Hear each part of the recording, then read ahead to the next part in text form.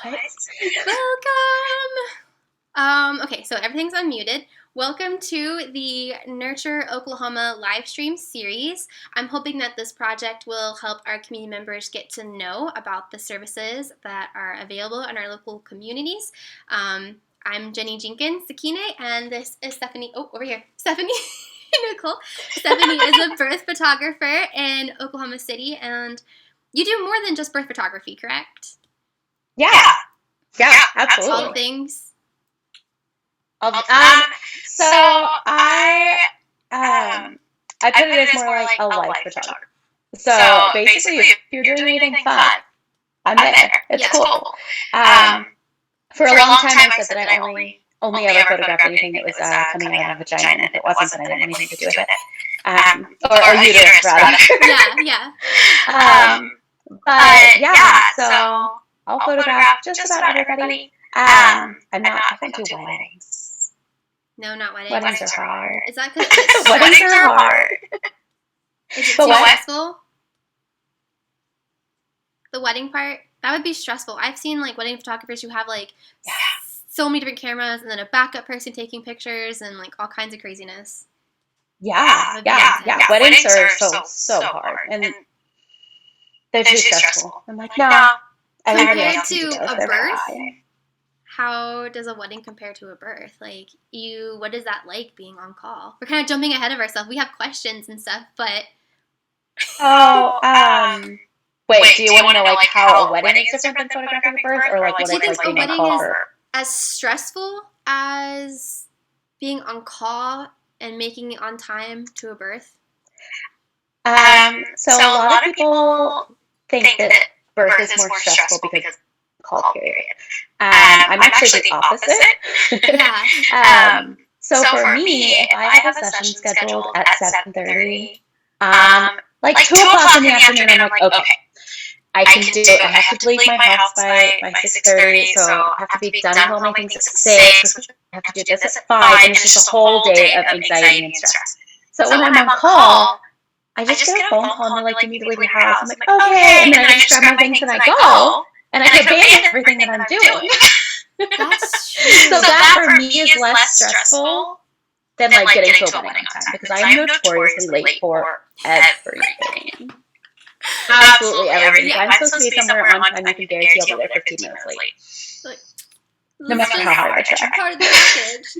Yeah, you know what you said. You're totally right. It's definitely time. Yeah, like I do the same thing where I'm like, okay, 3 o'clock appointment. I need to leave by 2:30, which means I need to get ready by like 1:45. So I'm gonna have to eat before that, and like the whole thing. And it's like I can't do anything today because I have something to do at 3. It's obnoxious. Yeah. Are you familiar with Enneagram? Yes. So I'm an 8, but I integrate to a 5 in stress. And 5s, the like joke is that, you know, 8s will book up their calendar and just do all the things. Yeah. But 5s will say things like, actually, I have to send someone say, so I can't do anything else the rest of the week. So when it comes to like scheduling things, I kind of go to a 5 and I'm like, I'm out of things to do. Sorry, I've already done one thing this week. It's over. So for me, to bring it back around, for me being on call for a birth is less stressful than having a scheduled appointment time for a wedding. And with weddings, like you have to be there early.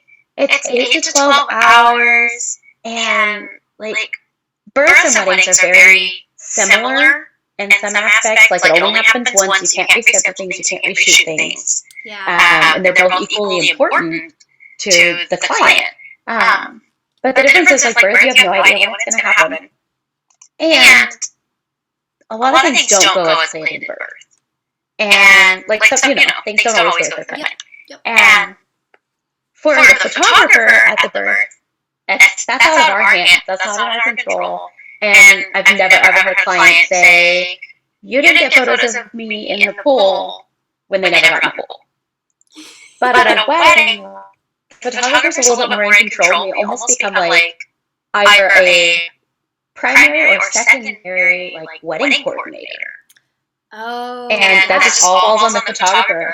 And families will be like, well, we've never had a wedding before. We don't know what to do. And so like the photographer gives the whole timeline for the day and like ushers everybody around throughout the day and reminds them of all these things that they have to do. And that's stressful. So then when the bird is like, you didn't get a picture of me in the pool, we're like, oh, that's my fault because I forgot to tell you to get in the pool. Yeah. Sometimes they just don't make it. So for me, birth is much less stressful.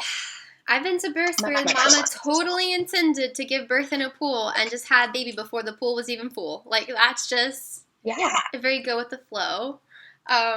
We jumped ahead of ourselves just a tiny bit, but that's okay. Let's just, like we said, go with the flow of things. First off, tell us something that's interesting that people might not know about you. So there's not much because I'm very open in real life and social media. I'm like, yeah, this is my entire life story. But I wrote down a whole paragraph to answer this question. That's okay. It's whatever you want. Let's see. So my long answer is that I believe with 7 billion people in the world, no matter how unique our experiences are, someone else, if not an entire group of people, will probably have experiences. Even if it's like this person has this kind of experience and this one has this one, and all together it creates us. So I think that we can all learn from all of our experiences. It's really beautiful that we all have very similar experiences, and we can share those things with each other. And like there are just so many things that like even we barely know each other, but there are probably like endless things that we have in common that we've experienced in one time or another that we could learn from each other about. And I think that's really, really cool. I think that's great. The biggest thing that people probably don't know about me right now is that I am stepping back from the on-call portion of birth. And it might find its way back into another season of life. I don't know. I don't know what that will look like. But like I said, I'm stepping back from being on call, so I won't be photographing as many births. And in the fall, I'll be going to school with the end goal of getting a master's in some kind of mental health work to go on to be a therapist with a focus in women, basically, women's health. So like some birth and some postpartum and pregnancy counseling and therapy and things like that. And also I really have a heart for women who have left toxic situations. And so I really want to help focus in on that as well. I love that. That's what nobody knows. Yeah. Congratulations on that adventure. You know, was birth photography kind of an avenue that brought you to this journey, this therapy journey, or was it something you wanted to do? I have changed a lot. And I think that contributes a lot to the people that I've met and spent time with and the things that I've experienced while being in the birth community. Yeah. Because like I said, everybody has different experiences, right? And when we share those experiences, we learn from each other. And for anybody who's not a birth worker and probably doesn't already know, home births are like sleepovers. I'm going to quote that. I'm going to oh, they are. This is really interesting for anyone who's watching or listening. Stephanie was at my birth. And photographed my birth with my daughter, and it was my home birth, and yeah, it felt, I mean, you guys even made pizza, so we ordered food, we had pizza, we drank way too much coffee and energy drinks. Yeah, like it was a sleepover. That's exactly what it is. Oh my gosh. So they're always like home births are like sleepovers, and so it never fails, especially if you have like the right birth people in your team around like midnight, 1, 2, 3 in the morning, the conversations get very intimate, they get very real, and they get very funny. And so they end up talking about all these things with these women who have a lot of experience in their lives. And so I've just learned so many things from other women. And I've grown a lot as a person as well. through all of my interactions with everybody. I don't remember what the question was anymore. You were talking about your transition from birth photography and moving into therapy. And how it's helped. Yeah. So with all these things that I've learned, like, I also want to share what I know and what I have. And I want to be able to, I found that I'm really good at listening to people. And that's something that I've learned how to do while being in this position, is how to step back and listen. Because again, back to like Enneagram 8, we're very loud listeners. Yeah. Very intense listeners. So I've had to learn how to like scale that back a little bit and do it when appropriately and things like that. And I found I'm really good at listening to people. I'm really good at holding space for other people and just existing in that space with them while they work through whatever it is, which is very much what a lot of birth is about. Is existing with the birthing person as they make their way through, and just supporting and being there and holding all the space. So those things have really pushed my idea where I'm going to go next season. Yeah, and like I said before, congratulations, that's fantastic. You never really know where life is going to take you. Like, before I was in birth work, like myself, I was a wildlife conservation biology major, and I worked for the Forest Service. Like, I helped to prescribe burns in Louisiana, and here I am, like, working in the birth world, and I definitely echo you in that our community is so supportive and amazing. I definitely have changed, getting to know different people, and the whole empowered women empowering women. That's a huge part of our community, and I'm really thankful for that. I don't know if every birth community is like this, but I'm really thankful that Oklahoma City one is. I hope that they are. Like, I don't know how birth workers could exist without being able to have this kind of community together. Yeah. When I first started thinking about becoming a birth worker, I was up in Kansas, and I don't know if things have changed now, but back then, when it was like 2014, 2015, it was much more cutthroat and very much competition instead of collaboration. And then when I came to Oklahoma City, the collaboration is just absolutely fantastic.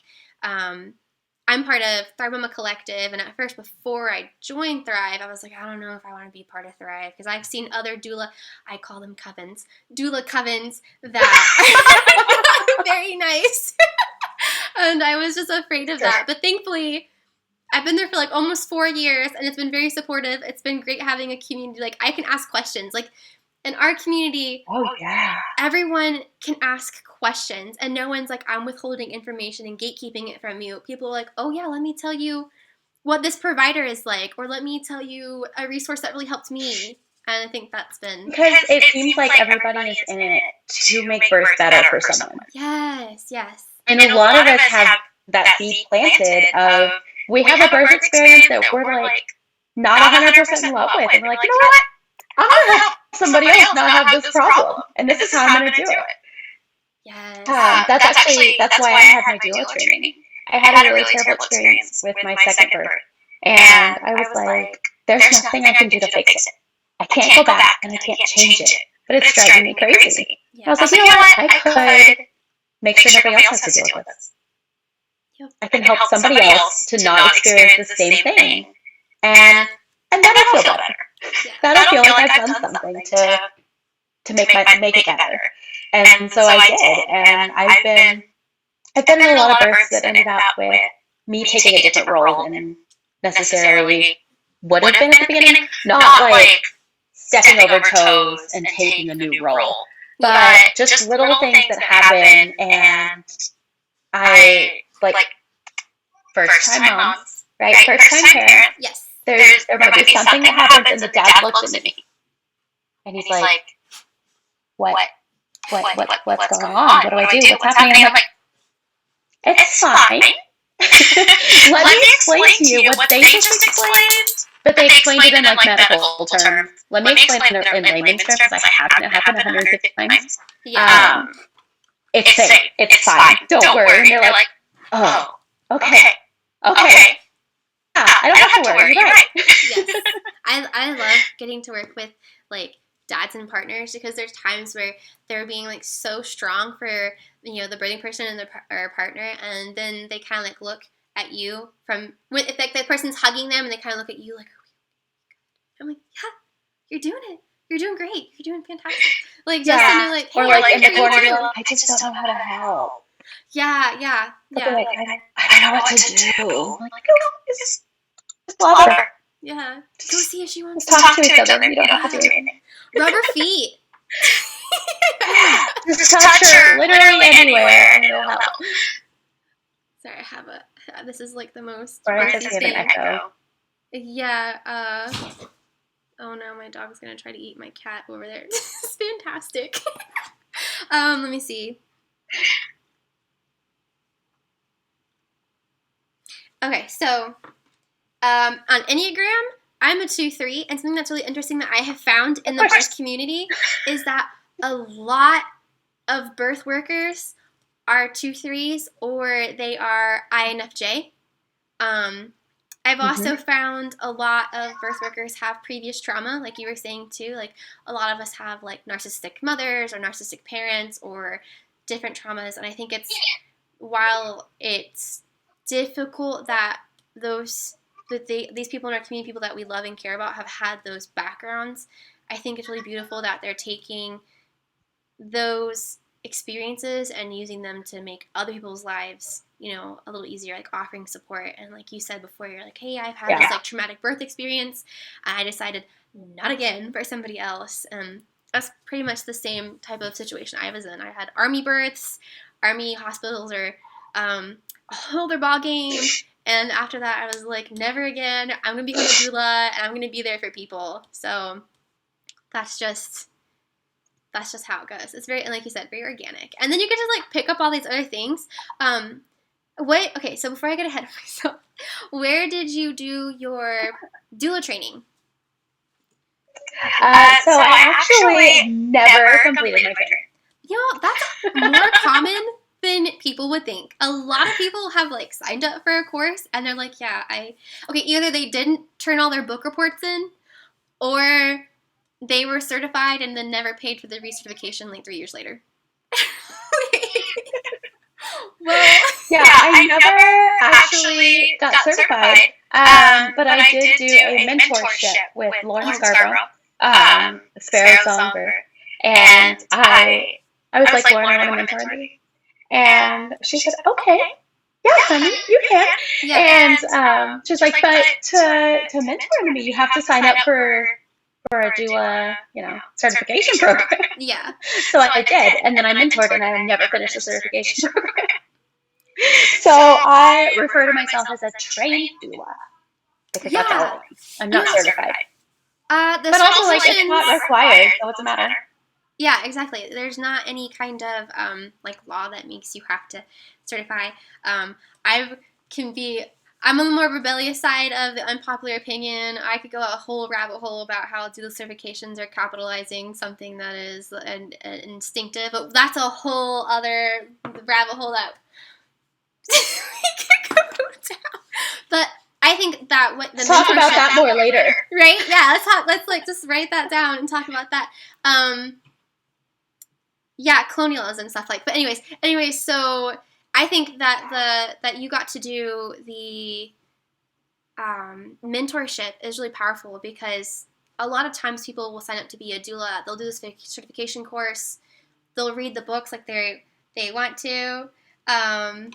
Yeah, for sure. In classes. We need to come back to that. If you don't mind talking about that topic. That's the reminder. Okay. Text to remind you. Okay. Yeah, let's please go back to that.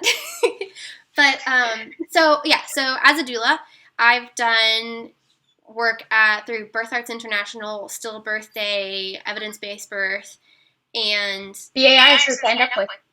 Yeah, those things are all fantastic. They're all incredible courses, but it's not the same thing as getting your hands-on knowledge. So I think that you getting to do the in-person mentorship is powerful, because I've seen a lot of doulas who come in and they do their book reports, they do all this like certifications, they got their certification, and they're like, now what?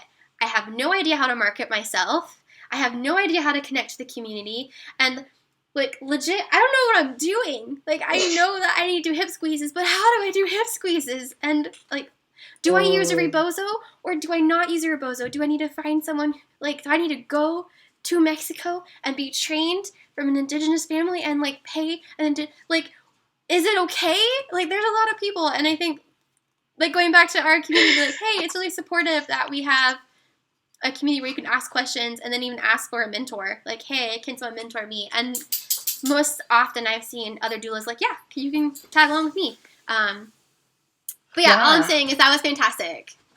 It was amazing. So with her mentorship, what we did, and it was affordable too. It was a fair price for her time. It's basically what it turned into.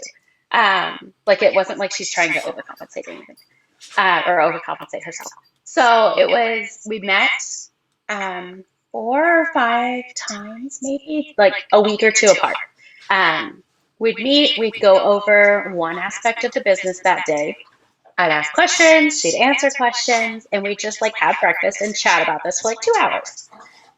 We did that several times to get through all of the like points that happen in a doula business and like at a birth and things like that. And then I shadowed her along on 4 births. So I went with her physically to each one of these births and to their postpartum and prenatal appointments. So I met these people in their home with her to see what she was doing with everyone for pre-education and what she was doing post-prenatally, everybody. And it was really great because there's a lot, like, Apollo. What you can read and learn in text about birth is great. There's a lot of information. And what you can learn from other people, there's a lot of information. But there's something when you're there, you can feel it, intuition kicks in. And like once you do it a few times, and once you're there a few times, you start to pick on these things. And you're like, I think it's going to be XYZ. This is what's going to happen next. And like a lot of my questions when I was at births with Lauren were, how do you know? How do you know that that's what we need to do next? How do you know? How do you know what to do next? Like, why? Why do you know these things? And how do you know what she needs when she needs it? And the more we did it and the more we saw it, I was like, oh, okay. So like, it's just knowing the motions and knowing like what to expect next, even though everything's completely unpredictable. You can still kind of know what to expect. And like this intuition kicks in and you just know and you just do what needs to be done. And it's a really great place to be. It's a very selfless thing to help do, and it's so helpful. And I mean, I say it's selfless, but then when I'm doing it, I'm like, oh, this is nothing. Like this is just what you do to help somebody. It's not a big deal. And then afterwards, like the words that I hear from my clients, I'm like, oh, I really helped you guys. I'm so glad. It was nothing. You did so much. You did this and this and that. So I'm like, I would hope that any sane person that was there would have done that. But you're probably right that I knew something that other people didn't. That's fantastic. Isn't it weird how like when you step into birth when you're a beginner in birth work and you're like, I hope that I know what to do. I remember I get these like jitters as I'm like going down a hospital hallway or like walking up to a home birth, like their house. And I'm like, oh man, like imposter syndrome feelings. I don't know if this is for everybody, but personally this is me. And then as soon as I walk through that door, that hospital door, and you go behind those curtains and everything, or you walk into the house and then you see your client, you see the family, you see them, and you're just like, I'm here. And it's just like, for me, it just like all settles in. I'm like, all right, let's do this. Like I get very much like, let's go. But yeah, and I always do that. Like as many births as I've been to at this point compared to when I was a baby doula, I still am like, oh, I hope I know what they need me to do. I get in there and I'm like, I knew what I was doing. I mean, you were even at my birth with my baby, and the whole time, you probably saw it from a totally different lens.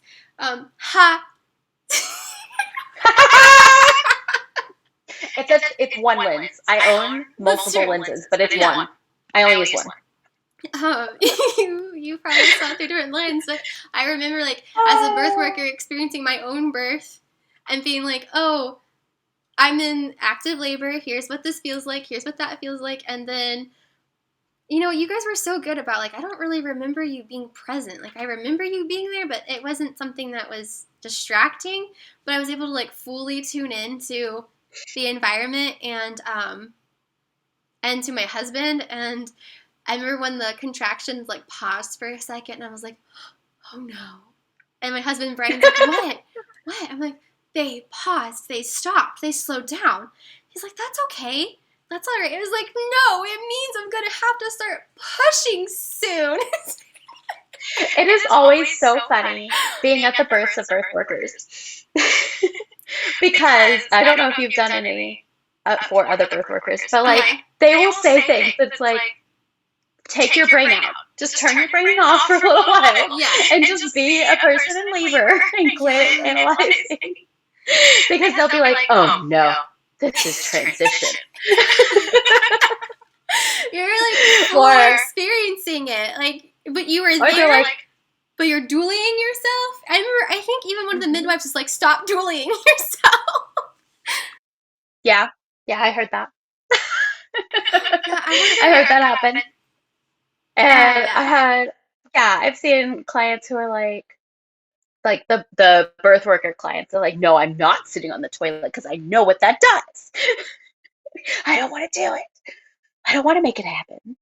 Yeah, I remember Taryn told me, she's like, why don't you go to the bathroom real quick? And she's like, at least 2 or 3 contractions on. And I was like, man, those suck. But I've done the same thing. I'm like, okay, let's go sit on the toilet because we know it's gonna help people. And if you are new to birth and you're listening or watching, the toilet is the most underrated birth tool ever. It's powerful. Dilation station. The dilation station, and people just don't realize like how powerful the toilet can be. It's a weird place, I guess, for people to think about. But, like if you think about it, that's where we naturally relax our pelvic floors, and then like that's the whole name of the game is pelvic floor relaxation. Relax and open. Yes, relax and open. And I like to like moo with my clients at this point. Have you ever mooed? I don't know if someone might think that's like a rude way to think of it, but to me it sounds like a low moo sound. I haven't done it with anyone yet. But I can't remember who. It was probably Brandy Harris. Probably. Who was like, we need to make these low sounds and we'll all do it with you if you want. And so I typically, will tell somebody, I'm like, if you need us to, we will all make these animal sounds with you if it makes you more comfortable. Because, instead of those high-pitched screeches, you need the low, deep, just get it out. Yeah, your vocal cords, like this all looks very similar to the pelvic floor. It's really cool looking. That's when I'm in a meeting with somebody and they're like asking questions like, oh yeah, your pelvic floor looks a lot like your vocal. We're like getting really into it. And they're just like, oh, that's not something I needed to know. At least this is a stream that you're going to be like, okay, saying like, placenta. I have to remind myself. Vagina, vulva, uterus, those things. Hopefully Facebook's not like, tag. But, those are all things that now as a birth worker I have to remind myself that those things gross people out sometimes. I'm all for trying to change the game and make it so they don't feel that way. Placentas are magic and we should be able to say it without people being like, ew, like, that kept you alive. You wouldn't be here if it wasn't for placentas. Yeah, it's a whole, we could go on about placentas too. Right, placentas and classism and DUO certification. I did want to mention, I'm a Lauren Scarborough fangirl. I'm also a Brandy Harris fangirl. I have a really funny story to tell you. I don't know if Brandy's watching this or not, or she'll see it in the future. But Brandy Harris is like... Hey, Brandy. Yeah, hey, Brandy is like super she's going to think I'm obnoxious saying this. It's like cool and intimidating. For me, I was like, oh, she's so cool and intimidating. And Brandy's the cool, intimidating girl who drives like a Camaro. Right? Like, there's just absolute BA, and you're like, oh man, she's so intense, I want to be her friend. And I remember being at the birth workers conference that Farrah Mayberry puts on, and Brandy was there, and I was talking to a fellow birth worker and friend, Rashini, and I was like, man, she went over and talked to Brandy and came back, and I was like, oh, I want to be friends with Brandy, she's so cool, but like, she scares me a little bit in a good way. And then she came to my birth, and then since then, like, total sweetheart, absolute sweetheart. And I just absolutely adore and love and appreciate Brandy's personality, and like, IDGAF, you know, I'm going to be who I am. It definitely makes me feel more comfortable, like, being who I am and being my full self. Yeah. She's very real. Yes. Very real. The support is fantastic. Like I said, there's so many people that I fangirl over in our community, which leads me to a really good question. Who are 3 people who had a really great influence on you as a birth photographer? Yeah, so big picture, Ina May. Yes. Obviously. Locally, it would be Lauren. Brandy, obviously. So that's Lauren Scarborough, Brandy Harris, and then Deanna Norris and Don Carlin have also been fantastic. And they're always like quick to answer any of my questions. And they're just such great role models, and they're so wonderful at births. And they are also very different too. Like, none of those 4 women are exactly the same. They are all like complete opposite ends of the spectrum. But they're all so amazing, and they all work well together, and they like mesh. It's so great. It's so great. I love all of them.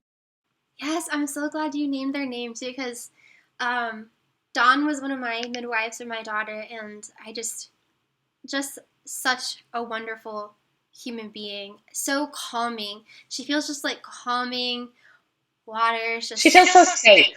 Safe, yeah. Like, you just want to give her a hug and just like stay there and hold it. Like the kind of person you hug and you hold it for a while.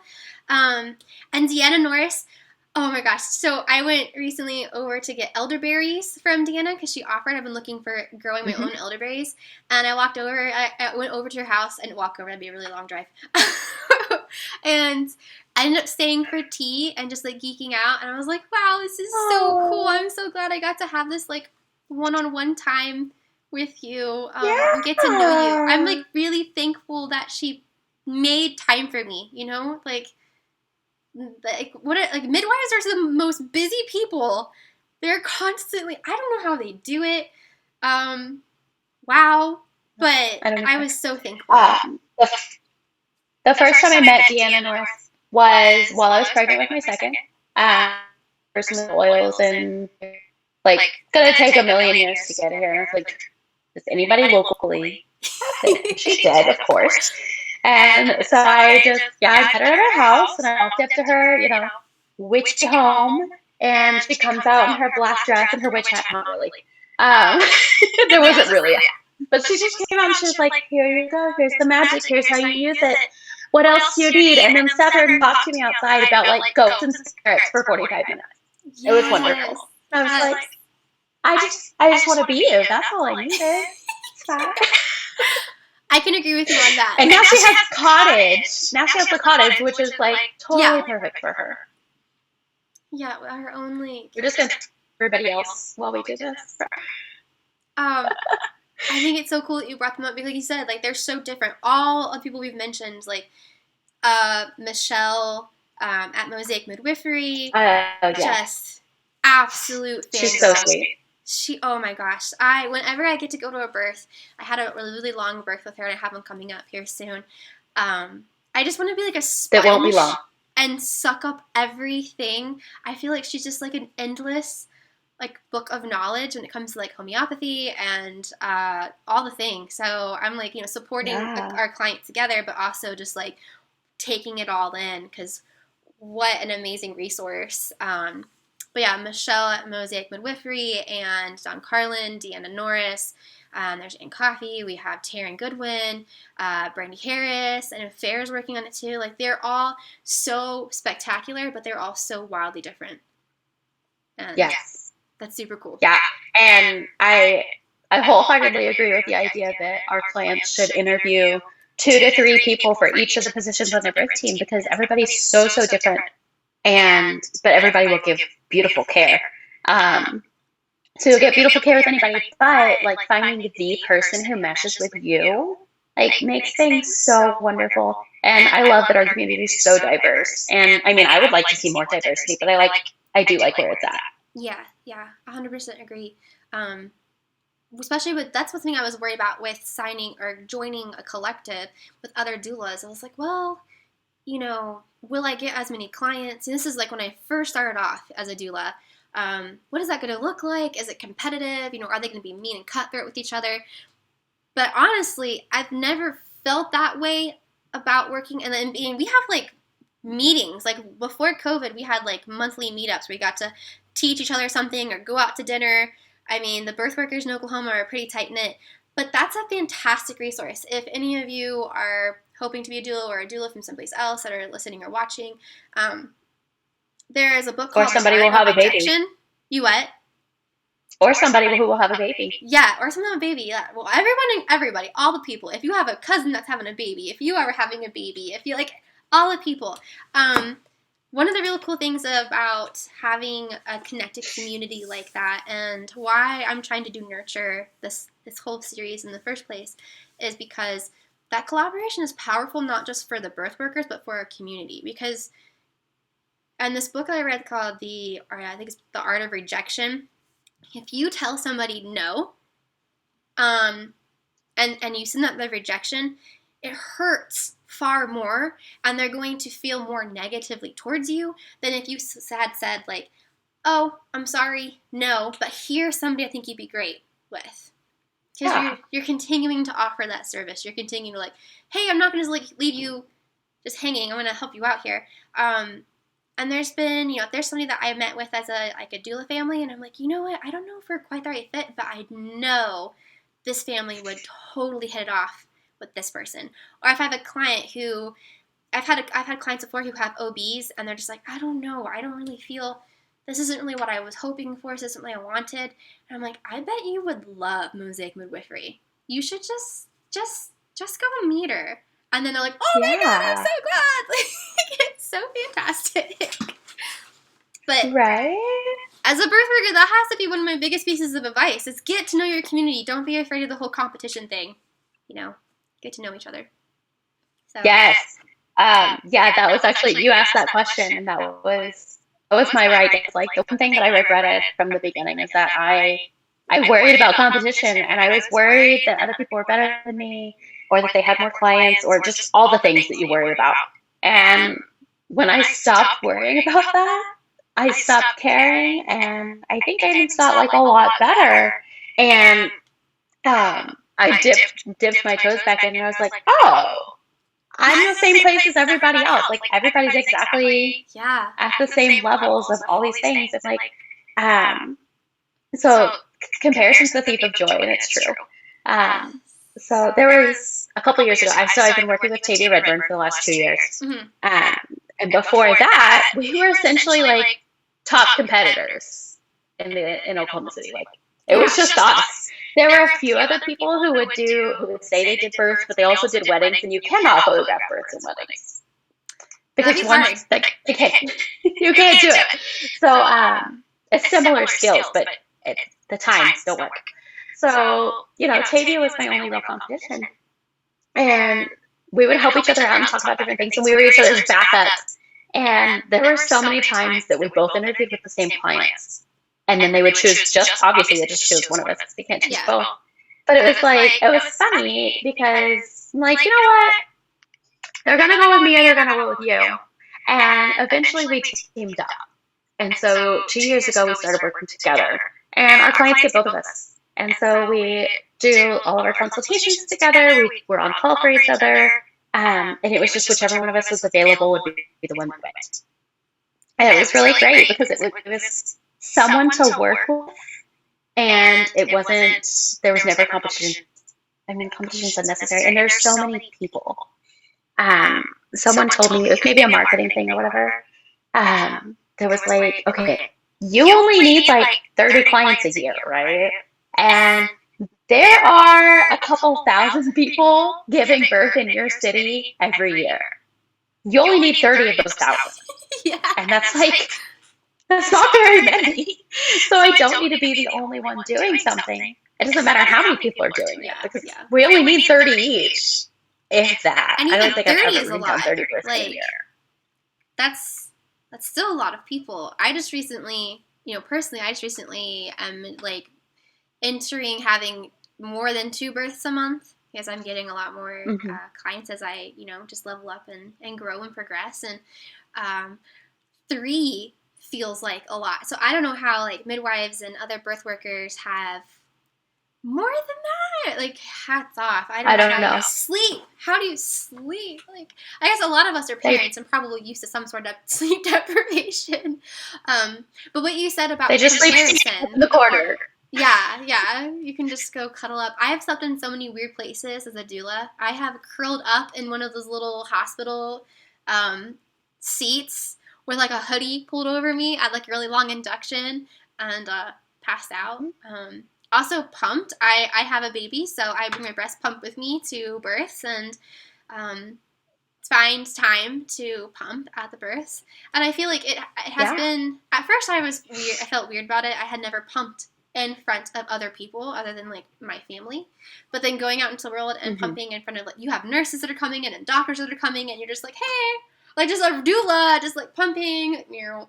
And I'm like, well, this is just, they're birth professionals too. Like, this is not their first time coming in and seeing someone pump. Well, fun fact. Yes. If you ask the nurses if you can go, if they have a place for you to go pump, they will probably have a pump set aside that you can use. And then you can use the hospital, you can hook your things up to the hospital grade pump and go on. OU was the first hospital that did that, and then Lakeside did it too. I asked if there was like a room that I could go and pump in. So I wasn't doing it in front of my client. And they were like, oh, yeah, you can use the pump room. And I was like, the pump room? What's the pump room? It's not like there's a sink, there's a refrigerator, which had their stuff in it, but there's a sink that I can use, and there were the hospital grade machines that I just plugged into. I was like, this is sweet. Yeah. So OU has one and Lakeside has one, and I bet the others do too. Yeah. Lakeside, I remember I did a birth at Lakeside, and I remember I've been told that they didn't accept doulas at one point. Like, in the past, they didn't accept doulas, but now they're doula supportive.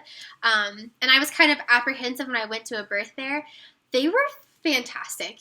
That was one of the best birth experiences I've had with a client. Not only were the nurse and I geeking out together, because I guess she wanted to be a CNM CPM in the future, but they brought me dinner. Like, they brought me, you know how they bring the moms the dinner after they have their baby, like a full dinner?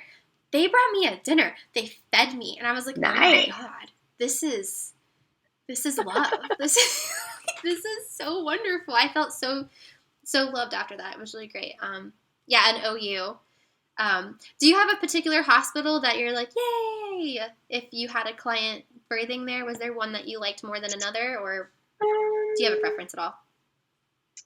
I like Mercy a lot because they have the biggest windows.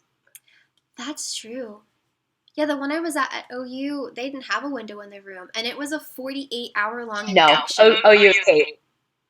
So I was just like, OU I came out into the world. They don't have and windows. Like, what year is it? Yeah. It's still Monday. Like, but OU has camps and they're delicious. So. Yeah, I am very thankful for. Yeah, this is like, I'll have to ask the different birth workers we have on the stream about, like, hey, what are the pros and cons of the hospitals that you've been to? Because definitely OU and camps. Lakeside fed me, and it's smaller. Like, you just walk right in. You don't have to like get through a whole hospital complex. It's fine.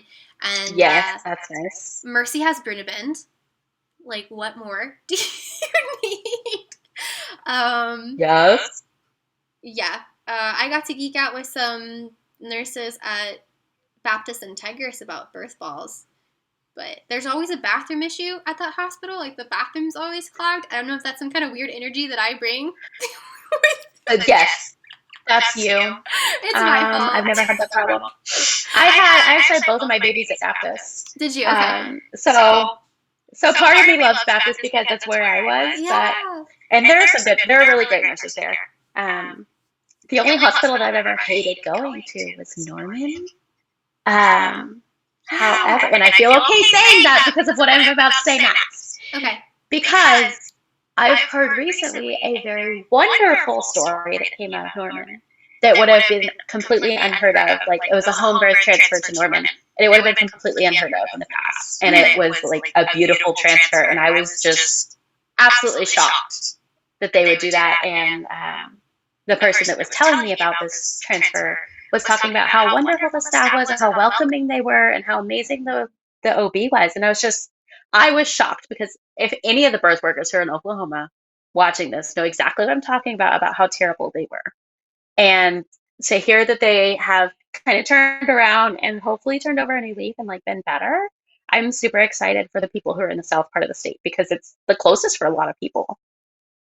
Yeah, I haven't had the opportunity to go to Norman for a birth yet. But that's only because I suggest coming up here. So, yeah, just because I've, like they said, we doulas and birth workers in the city support each other, and we talk about things and talk about like, hey, I have a birth here. What can I expect? And that's one of the things that. Plus, I've had a lot of friends that have given birth in Norman, and somehow have all had the more extreme version of preeclampsia.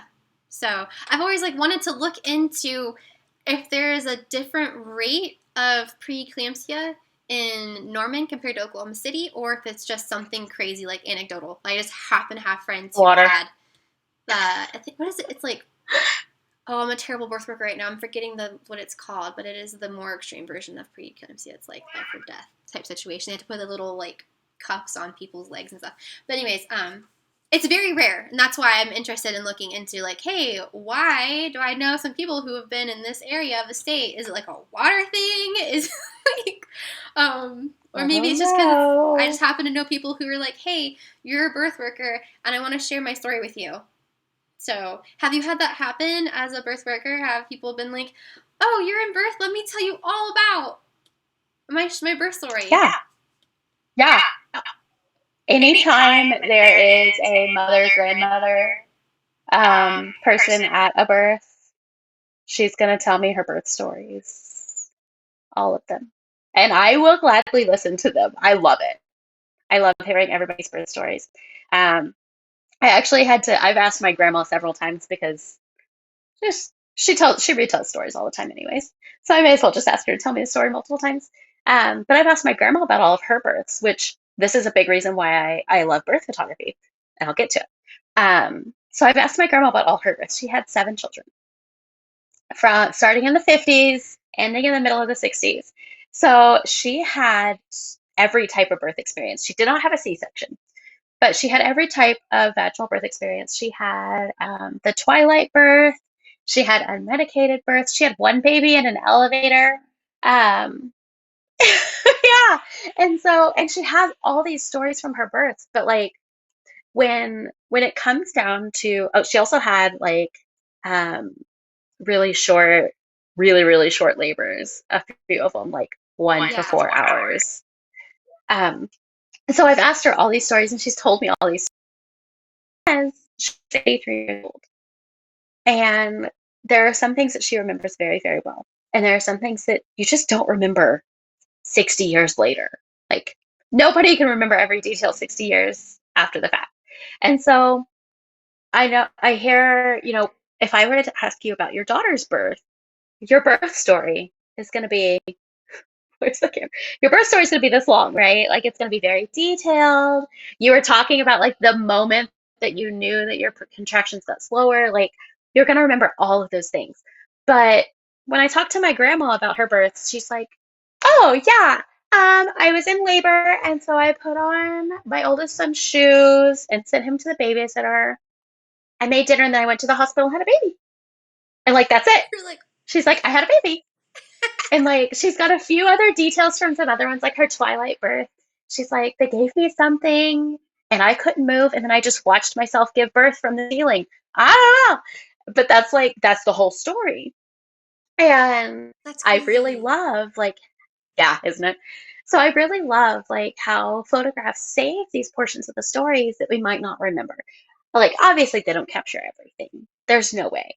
Hmm. Um, but we can capture a lot of the emotion that's there and a lot of the details that you might miss and things that you don't really see because when you're birthing, like your brain is gone. Your brain is out of the equation. Yes. And you might see things and remember them, and you might not remember them, and you might not see things that happen. And so being able to have that collection of photographs to remind you things that you definitely saw and things that you didn't see, or things that you just felt but didn't see what was happening. Like you felt somebody touching you, Yeah. but you don't remember when or who or what they were doing. You just know that at some point people were touching you. And so like being able to go back through those photographs, I think is really important and I think it's really great. And it's leaving a legacy of your family for your future generations, which I think is absolutely wonderful. I love that I get to be a part of that. Um, I know that everybody's going to forget that I'm the one who took their pictures, and I'm okay with that. But I was there helping them create this memento that's going to be held on for generations. Like, um, so I asked my grandma about, my mom's birth, and she tells me about my aunt's birth. Yeah. But when my kids ask about their birth, I'm like, let's pull out this album. And then this person came and this person, we did this and this happened and this happened and this happened. And there's your birth. Yes. And like they can actually experience it and see it. And now they'll talk about things as if they remember them. My Oh. son's like, Maisie, do you remember when I came to visit you after you were born? And I ate the graham crackers and then I left. Do you remember that? And she's like, I do remember that, dude. That was mean.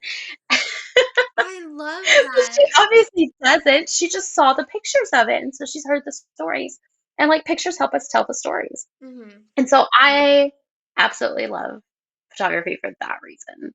That we just get to hold on to these things that we otherwise would forget about, Yeah, that's a really even though they're beautiful super way of important. looking at it. Like you, so that's one really cool thing I've noticed at baby showers. If I get the opportunity to go to a client's baby shower, um, you get to meet their aunts, like the whole matriarchy, just everybody, aunts and grandmas and great grandmas and moms and sisters and cousins, and it's really cool to connect to them. And normally, always, I get to hear people's birth stories. I normally hear moms because they're like, oh, I'm really nervous because my birth was like this. Or you have like your clients like, my mom's birth was really cool and I want that to happen. And I had the same thing with my grandmother. My grandmother had 8 children and she had them all via twilight sleep. And that's just the wildest thing to me. Like, I don't even. It is. She's like, oh, yeah, I went to sleep and I woke up and I had a kid. And I was like, excuse me, what? Like, how? And then my mom had all of us via cesarean. So when she came to my birth with my baby, she's like, I have no idea how this works. I've never My done mom's the this or same way. seen this. She had my mom had cesareans with both of us, and she was like, "I'm glad that you don't have to. I don't know how to help you with anything." Yeah. She's Um, like, "And I'm glad that I don't have to help you with those things. I don't know anything." my mom was like, you just seem like you're hurting a lot. And I'm like, oh, yeah. And my Yeah. first birth, I was young. I had my first when I was 21. And my ex husband had never seen a birth, obviously. And my mom had never seen a vaginal birth. It was just cesarean sections. So no one in that room had seen a vaginal birth. And that's one reason I'm like, get a doula. Even when people like, moms Yeah. are fantastic. I I can't say moms are fantastic without remembering this absolutely incredible birth story that I had the chance of witnessing. One of my clients brought their mom along to their birth. This is pre-COVID when you could have just one person with you, and um, watching my client's interaction with her mother and how they supported each other and how just wholehearted her mother was so moving to me. I feel like it healed parts of myself, like watching it. Like, as a doula, you get to mother the mother, but in this case, this mother was mothering me and her own child. Like, I was like, oh my God, this is beautiful. Oh, Like the way that she was holding her and like holding her face and calming her down and like doing the ooh with her, breathing with her. I was like, wow, this is really beautiful. And what an absolute privilege to get to be there to witness these things. I'm sure you yeah. probably feel similar that I still get like butterflies when someone's like, "Yeah, we want you to be our doula." And I'm like, "Wow, this is really cool that you guys feel comfortable like inviting me to this like super intimate part of your life. Like you're bringing a human into the world and I get to be there with you." Like, "Oh, thank you." Yeah, um my imposter syndrome is strong. Yeah. And so, especially when it's somebody that I know that wants to hire me, I'm like, you know in real life and you want to hire me? Okay. Like it's not just the information that I put out, it's not just the birth worker that they want to hire. Like they for real know me and they want to hire me. I'm like, that's okay. Are you Yeah. sure?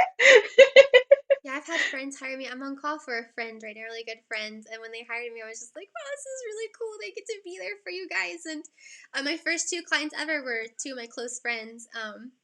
So they got to It's help almost like support being me do someone's it. bridesmaid. Um, and yeah, we get to know somebody in person, and you're like, wow, there's like really cool, awesome couple, and they want me to be there, and they think that like I can do the thing.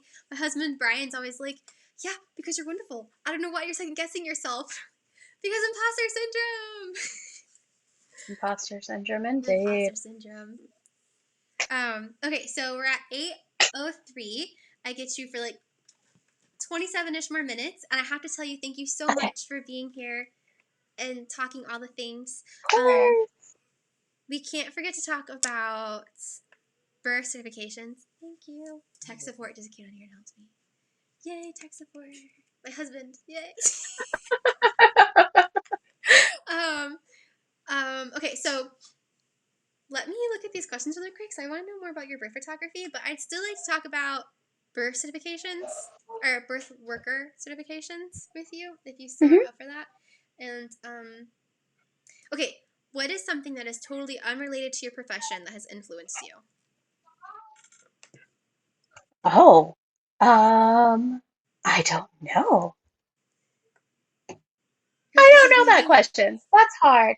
That's the only question on that question that I did not answer. Really? Oh, I got you. So in my other world, Oh, other like life, we call it cross your other training. life. Okay. Um, so I am also part of the Flow Arts community. If you don't know what that is, I would look up Flow Arts Institute. But I am like a circus performer and fire breather and all that when I'm not doing doula work. And in that community, we call it cross training. So there's things that we do in one part of our life that positively affects this totally unrelated part of our life. So, All right, I got it. got it? Okay. I got it. Some energy work. Ooh, Energy okay. work has been, yeah, yeah. So, part of, along with like deconstructing, colonial Christianity. Yes. Along with deconstructing, I like dove into the deep end of all the other things, and I was like, let me just learn everybody's religions and superstitions and all these myths and things, so I can know them all because I just want to know things. Yeah, Like it's yeah. what I want to do. I just want to know things, and so I started looking into the things that I wasn't allowed to look into when I was younger. Mm. Um, Not like because my parents wouldn't allow me, but just because the whole like aura of the community was like, oh, don't talk about those things. Yeah, yeah. So like I've fiddled with the Ouija board. Um, that was step number one, Yeah, you're like, obviously. isn't that the Uh, gateway? That's somehow the yes, gateway. it was a Stranger Things Ouija board too at a Yeah. friend's Oh, house. nice, nice. Yeah, yeah. So I started reading tarot cards. That's a whole lot of fun and a lot of introspection. Me too. And I've done it for my friends too. I did it for Deanne and Oris. Throwback to more people that we're talking What? about. Girl. All It was right. beautiful. Go on. Um, so I read tarot for my friends on occasion. It's like my drunken party trick is tarot card reading. Yeah, yeah. But also like I have been attuned for Reiki. So I can do Nice. energy work on myself and my family and friends. Um, and Yeah, those things have been really like mentally influential. Um, and then creatively, I've like picked up a lot of crafts. It turns out that my hobby is learning crafts, not doing them. Okay. So yeah, so throughout, I'm like the idea guy. I'm like, this is a great idea. Let's Yeah, learn how yeah. to do it and then never do it again. Um, so over the course of the pandemic, I've perfected my homemade pizza. I Ooh. have I've started yarn arts. I can crochet pretty well. I can knit poorly. I can Same. screen print mediocrely. I've attempted watercolors, but I'm not very good at it. Hmm. On occasion, I get a real good one, but most of them are just colors on paper. But like that's the point, right? Just like getting Yes. energy out Yep. on paper. So yeah, I've learned quite a bit of crafts. Those have been influential in like being able to see that I can do something and I can fail at it and it's okay. Like giving myself the space to just fail at something miserably is nice because it doesn't affect anyone. And it's failing and then working through that failure and potentially learning something new and being able to be like, "Oh yes, my brain is functioning and I can learn new things." Yeah, neuroplasticity. I love talking about Yeah. how there is a vulnerability in learning because when Hmm. you're learning, the best way to learn is sometimes fail to figure out how not to do the thing. So I think that a lot of adults don't get the chance to be vulnerable in learning. Like they don't take learning workshops, they might mess up in front of other people. Yeah. And I've done it. Oof. I've smacked myself with props before. I have fallen. I have done all the things, and it's okay. It's okay. It's Yeah. okay to fail. We move on. Yeah, and you move on, or you do the thing and you get better at it. Like, and for our kids too, to witness us doing that, to witness us trying something and not being very good at it first, dropping it like juggling. You suck at juggling at first or kendama, and then you pick it up, and they're like, "Wow!" I'm like, "Yeah, remember that time where mommy smacked herself in the poi with in the eye with poi and got real mad about it?" I still don't like poi, but I still try it again. Those kinds of things. I hope that they see that. And there's one thing that you and I had geeked out about, and you kind of sort of brought it up, but like deconstructing things. And I love getting to talk to you about deconstructing womanhood. And I love getting to Mm. deconstruct just like all the different ways that we pigeonhole.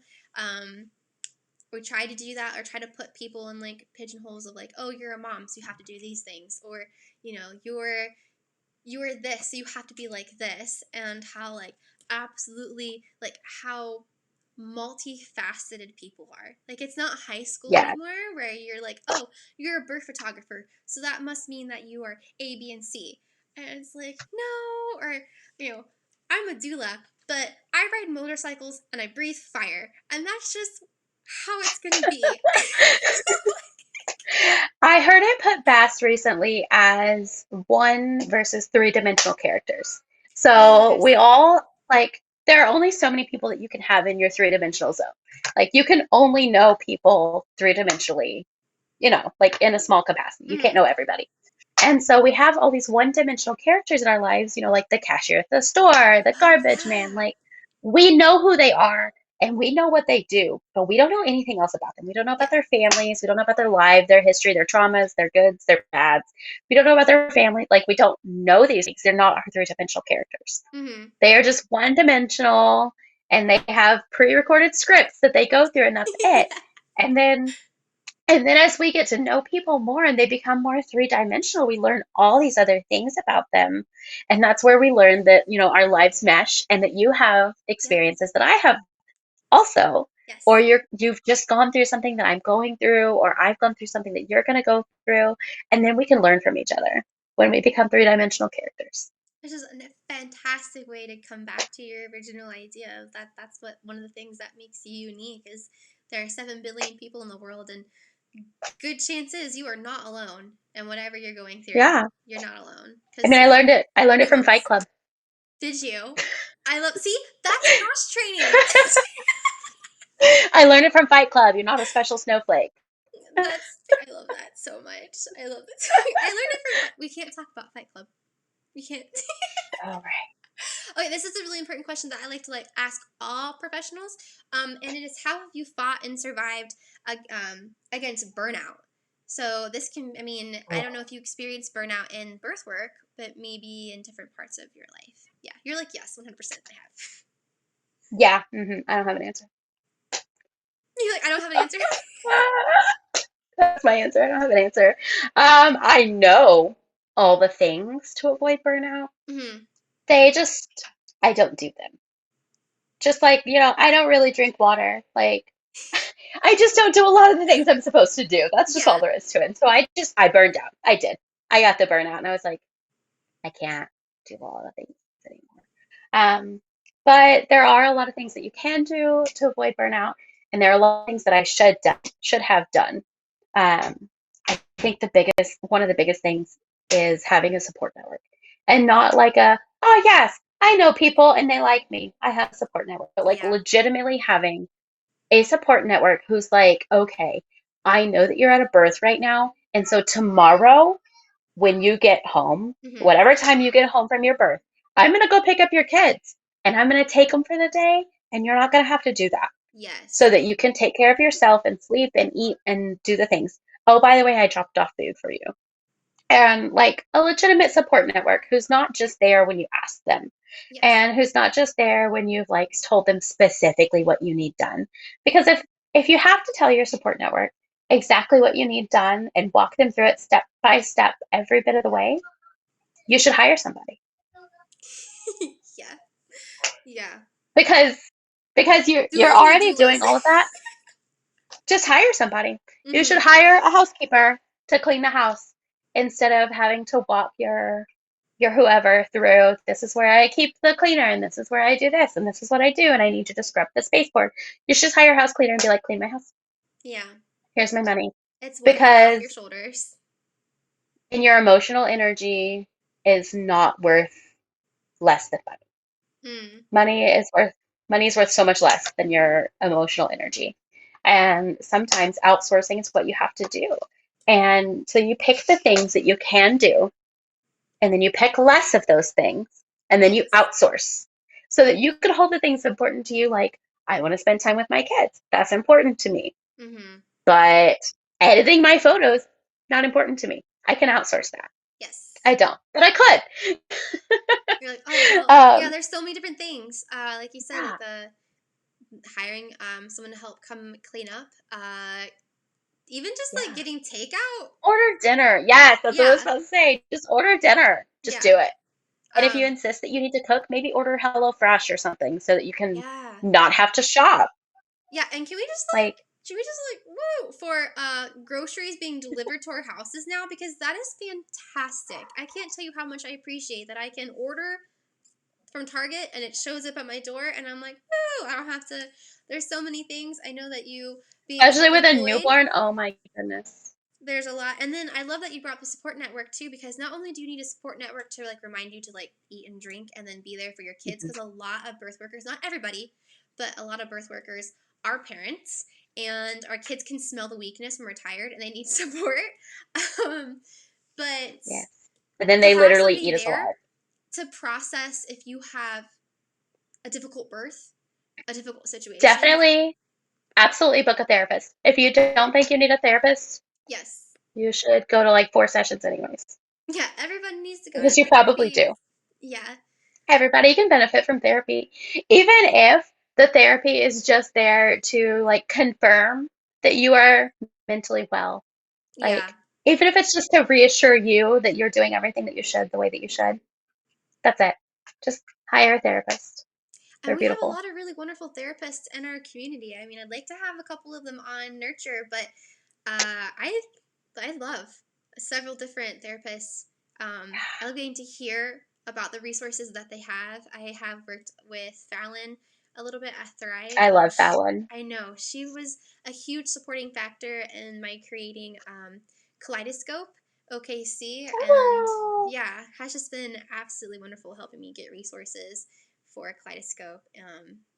and being there for it.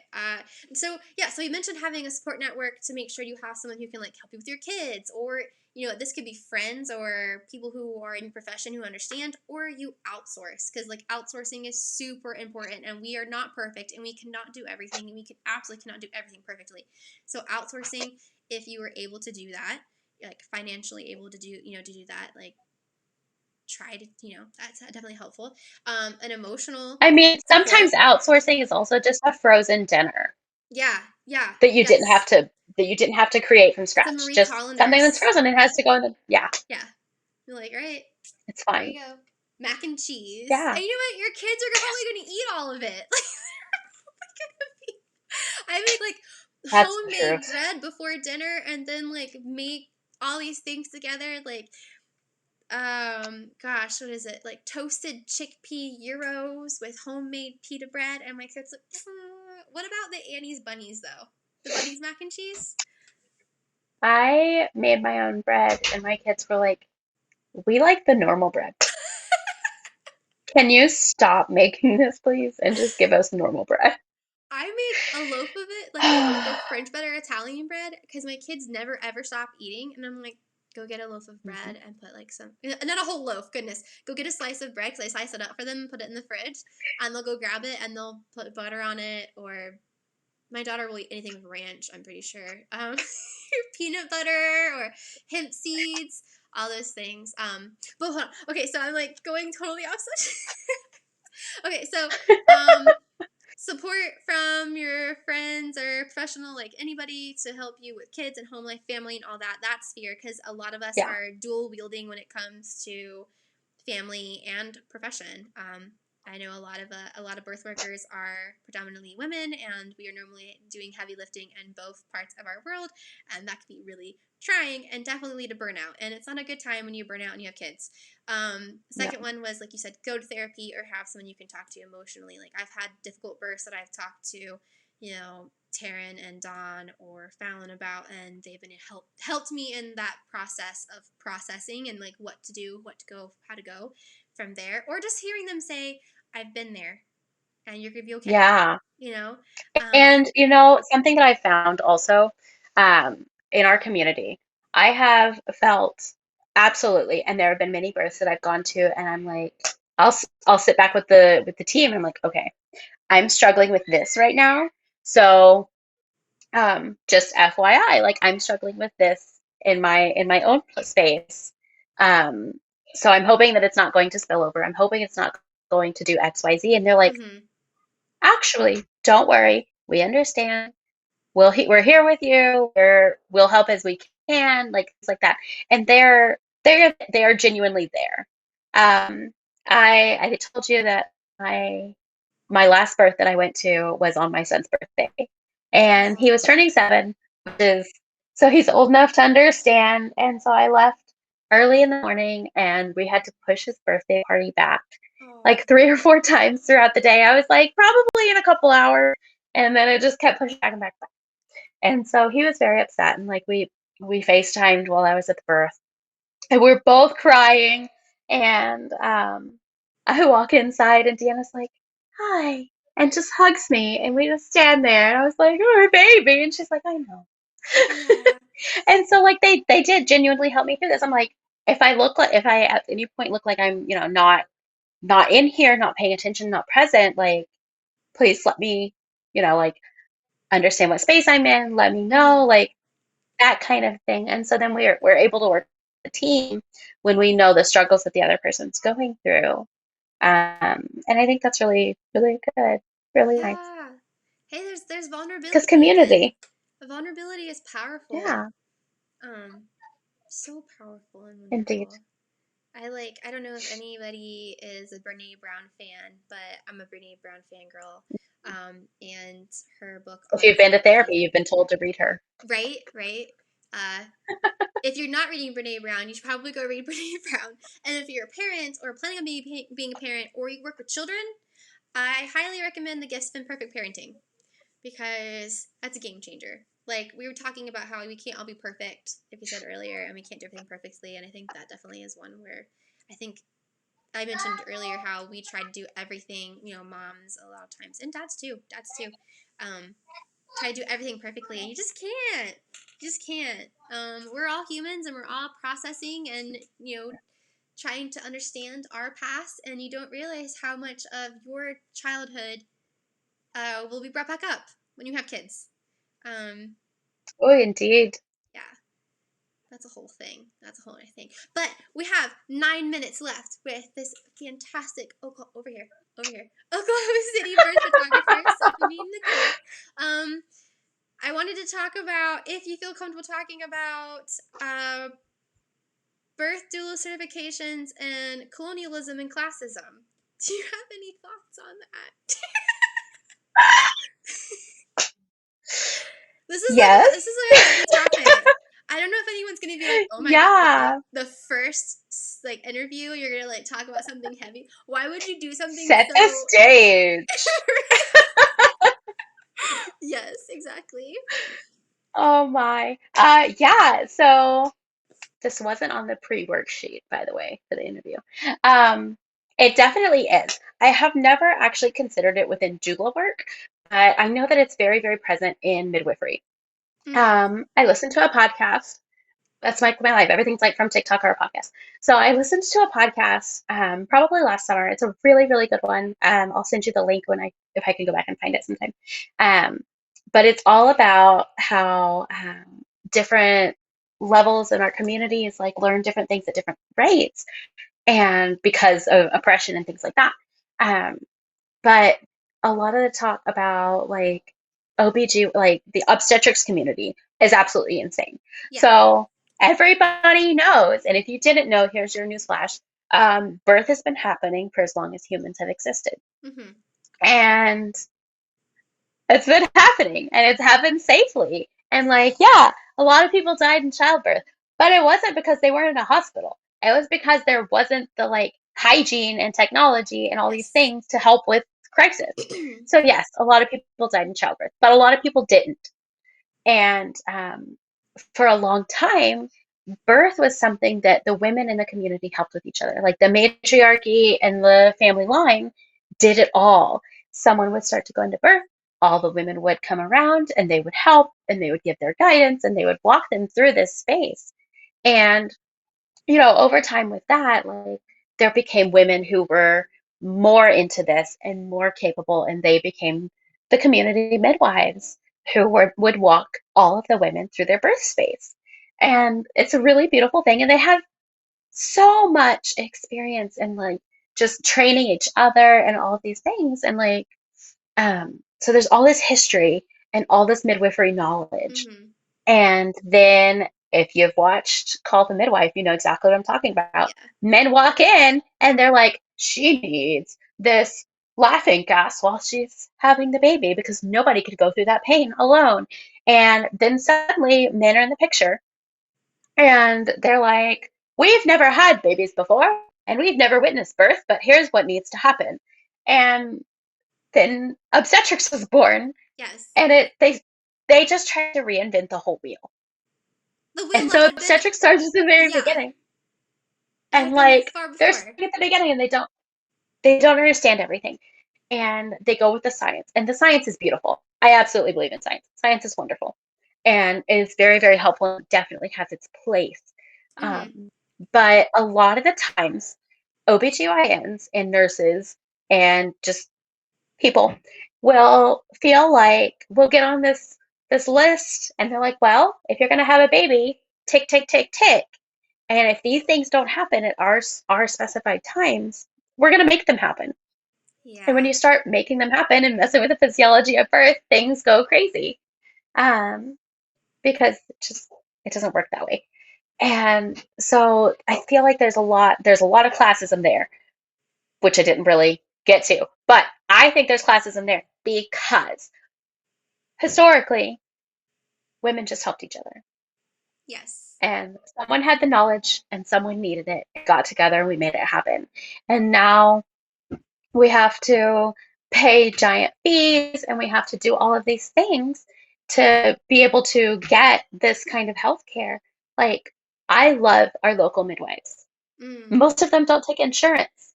And most insurances don't cover midwives. Like the midwives who do take insurance, like not every insurance will cover them. Yeah. And a lot of insurances don't cover doulas. And so this is something that's out of reach for a lot of people. And even the people who don't have insurance and pay everything out of pocket, it's still very expensive. And our birth workers absolutely deserve all the money that they get. And honestly, they should probably be paid a lot more because some of y'all are undercharging by a lot. Yeah. And I've told you, everybody watching, I know that I've had this conversation with you that you're undercharging. But we have to live and eat. And so like money has to happen Mm-hmm. because we live in this society. But there's a barrier to entry. And so there's this barrier to entry to midwives, and there's a barrier to entry to good hospitals with good doctors, and there's a barrier to entry to all of these things, and just not everybody has that. Um, my family has always had a really hard time understanding racism because we are very poor white people, Yeah. and so it's really difficult for them because they're like, but I didn't have any extra special things growing up. I'm like, yes, I know. That's part Mm-hmm. of the problem. Like we this applies somewhat to us, not entirely, like not systemically, but like a lot of the things we still understand. And so like there is just I don't know if I've actually answered the question, but there is systemic like just classism that happens with all of this. And like the granny midwives were beautiful and they knew so many things and they were so helpful, and now they're just not allowed, and you Yeah. can't practice midwifery without a license, and you can't do this and this without certain certifications. And we have these politicians who are getting in who don't know anything about anything, and they're trying to Nope. reinvent the wheel all over again. And they're like, here are the things that you need to do. But they're not. They're just not. Because all you have to do is get the baby from inside to out. And a lot of the time, the body will do it on its own. Sometimes it won't. Yeah. And that's why we have That's hospitals why we and have their beautiful science. Yeah. technology and all of their wonderful knowledge and things to help us when we can't. Mm-hmm. But the default shouldn't be that we can't. The default should be that we can. Yeah. And here's the backup if we can't. Yes, I like that. No, I Yeah. love that. I love it. Like there's a barrier entry to having a doula, and my like big passion right now that I've been diving into is that there's a barrier entry for becoming a doula. There's a lot of people who Yes. are needing doulas, and they need doulas who match their background, their culture. I mean, right now, if you were to look at a doula, let's see, if you look at a certification and see how many doulas were there, I'm going to bet a lot of the doulas that are going to be available in your area are cis white women.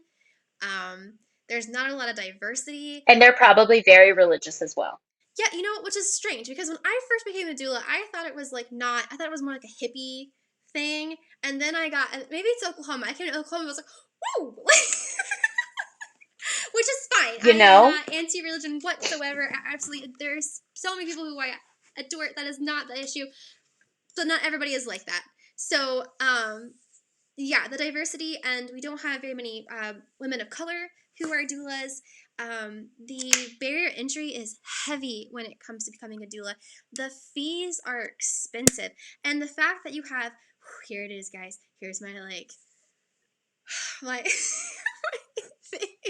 But the fact that we have companies who come in and say, I know how to do this thing that women have been doing for forever, or even beyond women, people have been doing for forever, and I'm going to come in here, I'm going to tell you how to do it because it's been taken away. Because you said before, like historically, women and communities knew how to support each other, but because of our society how it is now, we've lost that instinctual guidance. That's why we have a lot of issues postpartum in our country because we don't have the same kind of support. It's been taken from us.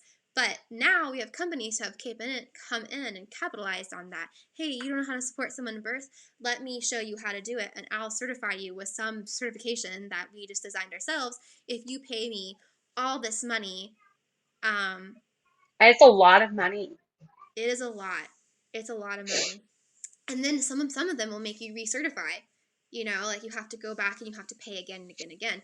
And they're not really assisting in marketing, and they're not really assisting in like the business avenues. I know there are a few, but I know one of the things that led me to this train of thought and this starting to unpack this part of doula work is that there are doula certifications who teach rebozo. Um, and the person who teaches the rebozo is a male white cis woman. And getting to read the what was it? It was like what is that called? There was like a document that these midwives in Mexico wrote and sent, and they're like, stop! Like these companies who are capitalizing off of an ancient traditional practice that is like deeply respected, and they're teaching it in a disrespectful way. I was like, oh, let's Ooh, I need to unpack this. I need to figure out. I need to make sure that yeah. I'm not adding to this problem. And like it's very Oh, like fight the system of me to be like, you don't need to certify as a doula. You don't need to certify. yeah. And like, and that's, I, I'm not certified. I'm trained. Mhm. Um, and there is a difference. And I absolutely, there are a lot of things that you learn when you're trained that you wouldn't learn otherwise. But with access to the internet, there are also a lot of things you could just learn on your own. Yeah. Find a There mentor. are. Find a mentor. Find a mentor and Yes. jump in and let them walk you through it all. Because honestly, like anybody can be a doula. If you are capable of holding the space and stepping back and not inserting your own views into somebody else's birth. As long as you can respect someone else's birth and be there for whatever they need in that time, Mhm. you can be a doula. Yeah. And that is so That's why powerful. what I really love. That's what I really love about the Bradley method, Mhm. is that it essentially teaches dads how to doula. Like it teaches the Yeah. birthing partner how to be their partner's doula and how to birth and what to do and how to support that birthing person when they need it. And then they go home and they practice it and they do the classes and they go home and they practice and it's wonderful. And I took a Bradley method class actually and it was awesome. I was done having babies, but I took it and it was really Yeah. great. And Yeah. I learned a lot of things. That's so fantastic. Okay, so that's my new favorite word, BT dubs. Just fantastic. We're at 8:33, which means I was worried that an hour and a half was going to be too long for the stream, but I've done 2 hour streams with others, and I'm like, it never feels like enough time. But I want to thank And I you think we so only hit four much. questions on your. I know, right? Like I love that it can be organic because that means it's going to be unique for every single person who comes on. Like we're not going to be like, Mhm. and what is your favorite color? And when was your birthday? And what is your blood type? Like it's gonna be different. Which I hope that people will enjoy that. April, A positive, and I don't do favorites. Oh, that's cool. I don't know if I know any. Well, I don't really ask people that. Like, what's your blood type? I'm like, oh, negative. So I'm like, hey, what's your blood type? Oh yeah, and Brian is an 8, an Enneagram too. I wanted to say that as well, so I totally understand. Like you're like, I'm a loud listener. But thank you so much for The making first time time. I read that, Yeah. the first time I read that, I was like, what does that even mean? And I said it out loud to a friend, and she was like, yeah, you are. I was like, what do you mean I'm a loud listener? And I was like, oh, like that. That's what you're talking about. When I'm like this, listening to people, like, okay, Yeah. got it. I'm a loud listener. Yes. Yeah. I have to do the same thing where I have to like relate. And I learned that some people don't like it when you relate or you take a story and you're like, I had a similar experience. And I'm like, I'm not trying to take over your conversation. I'm just like, hey, I've done that too. Like it's not Yeah. but yes.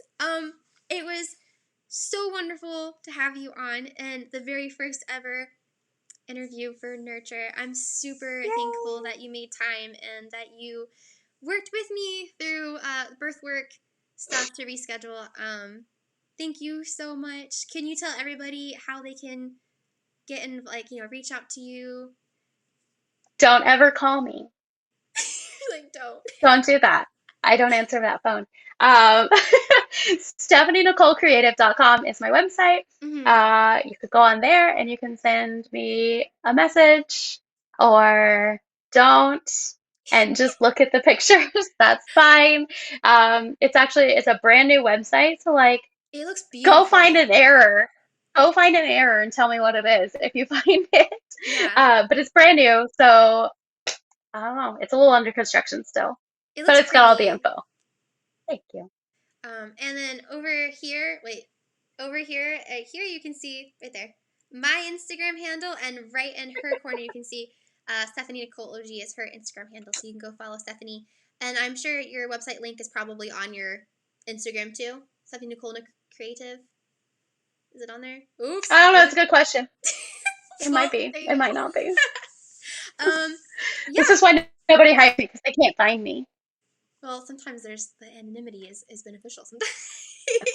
I had a client, a repeat client, who emailed me through their Tavia, because we're together now, right? Mhm. It was like a thing. She emailed us through Tavia, and when we were having our consult, she was like, I couldn't find you. I was like, what are you talking about?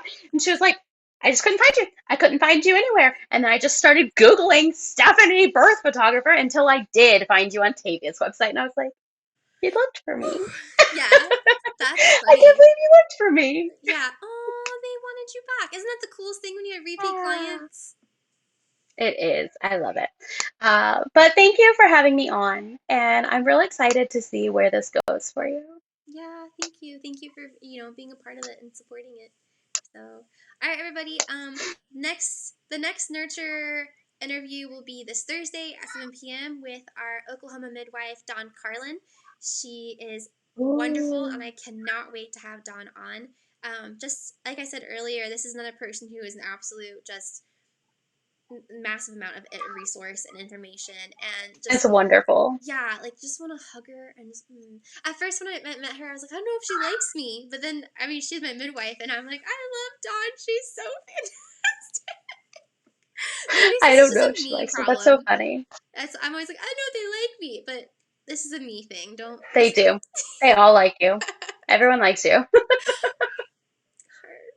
right, I'll see you on. Goodbye, everybody. We'll see you on Thursday, hopefully. Thank you so much.